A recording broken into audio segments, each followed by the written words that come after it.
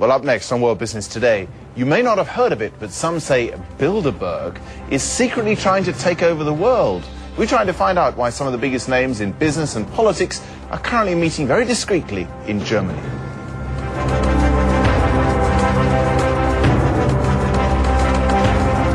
Conspiracy or cozy talking shop? The Bilderberg Group is meeting in South Germany this week, at least according to the Financial Times, which says a group of powerful men and women will debate the future of the world.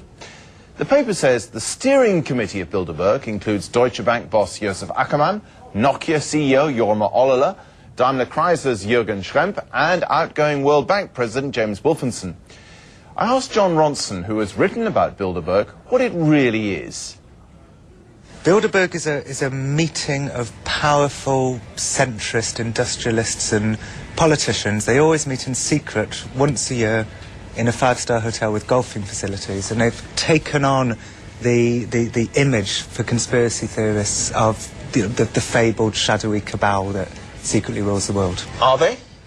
Well, yes and no. I mean, they're a bunch of powerful people. They meet in secret. They say we meet in private, which isn't quite the same thing, is it? It's not quite the same thing. I do think that by and large, many members of the Bilderberg Group actually see themselves in much the same way as the conspiracy theorists see them, as this shadowy cabal out to, if not to rule the world, then to influence world events. What would they see as their purpose then? I mean, presumably it's a good get-together of powerful people. They don't often get a chance to meet away from the glare of the press. One could understand why they might want to have a private chat. Yeah, and that's certainly got something to do with it. They see themselves as wise globalist centrists. They were set up post the Second World War by people like Dennis Healy, there's David Rockefeller and various others. And there's a degree of idealism there, isn't there? Oh, they didn't want to go to war again. I mean... Oh, absolutely. Is that a sinister conspiracy? Well, I mean, it depends what side of the political spectrum you sit on. And you know, many of the anti-Bilderberg conspiracists are right-wingers who see themselves as twigs in a tidal wave of globalisation. They see themselves as nationalists.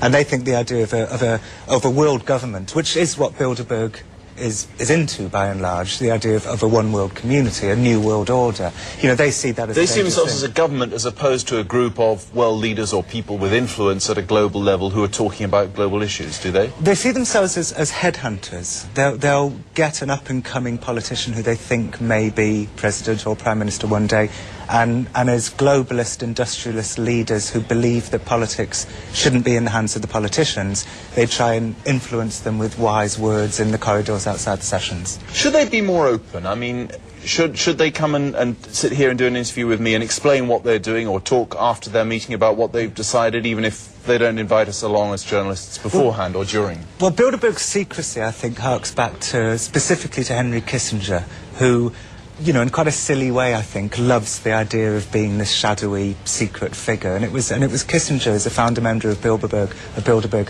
who had this idea to be this kind of secret organisation in quite a silly way, really. So, and I think some members, I mean, Lord Owen said to me at one point that, you know, he wishes... That's the former British Foreign Secretary and leader of the Social Democratic Party. Yeah, and he said he kind of wished Bilderberg, you know, didn't quite have this air of secrecy, because it gives rise to tremendous conspiracy theories.